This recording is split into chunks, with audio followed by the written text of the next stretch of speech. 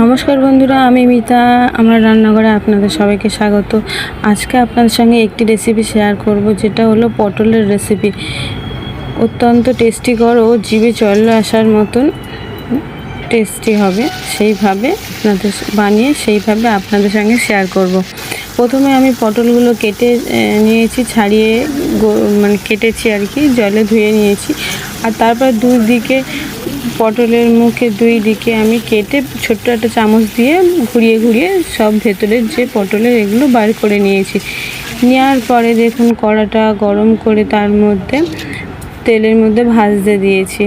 এপিট ওপিট করে ভেজে নেব। তার মধ্যে আমি মিক্সির মধ্যে যে পটলের যে বের করা যে ভেতরেরগুলো সেগুলো, আর এখানে পোস্ত নিয়েছি অল্প করে, আর কাঁচা লঙ্কা 3-4টে নিয়েছি, নিয়ে মিক্সি করে নেব। তারপর পটলগুলো উল্টো পাল্টে ভাজে নেব। পটলগুলো এই যে অল্প পরিমাণে ভেজে তুলে নিয়েছি।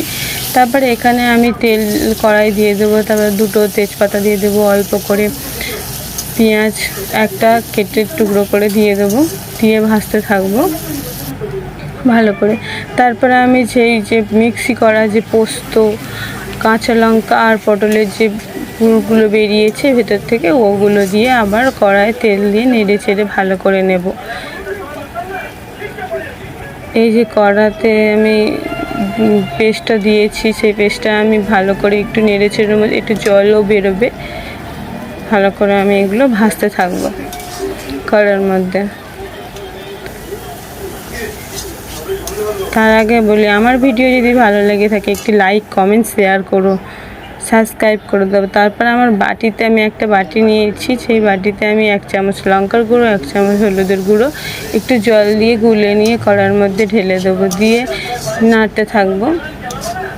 গ্যাসটা আমি আস্তে করে দেবো, যাতে না নিচের তলাটা ধরে যায়।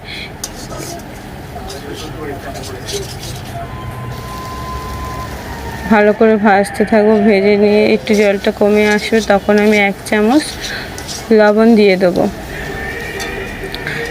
এই যে দেখুন, আস্তে আস্তে অনেকটা জল শুকিয়ে এসে তারপর ভেজে রাখা পটলগুলো দিয়ে কষিয়ে নেব মশলাটাকে।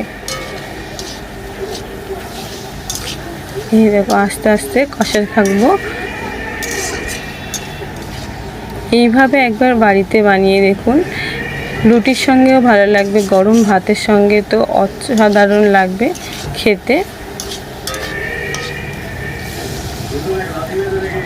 তারপর আমি মশলার যে জলটা সেটা আমি অল্প করে দিয়ে দেবো।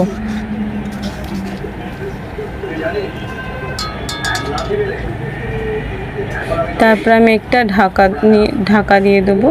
তারপর আমি এখানে 1 কাপ দুধ দিয়ে দেবো।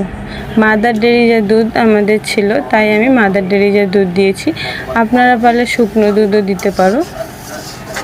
আর তারপর বাদাম, যে বাদামগুলো হয় দোকানে পাওয়া যায় বাদাম ভাজা, ওগুলো আমি একটু নিয়ে থেতো করে নিয়ে দিয়ে দিয়েছি। থেতো করে দিয়েছি কারণ টেস্টটা ভালো আসবে বলে। আর দুধ দিয়েছি, মাদার যে দুধ, একটু আগে দিয়েছি দুধটা, যাতে দুধের গন্ধটাও চলে যায়, যার জন্য আমি একটু আগে দিয়েছি। তারপরে আমি এখানে কাসুরি মেথি হয়, যে কাসুরি মেথি, সেই মেথি অল্প পরিমাণে দিয়ে দিয়েছি ওপরের দিকে ছড়িয়ে। তারপরে এখানে ধনেপাতা দিয়ে দিয়েছি। ধনেপাতা আমি প্রায় তরকারিতে দিয়ে থাকি, তাই দিয়ে দিয়েছি। তারপর আমি 1 চামচ মতো ঘি দিয়ে দিয়েছি, দিয়ে আবার ভালো করে নেড়ে চেড়ে নেব।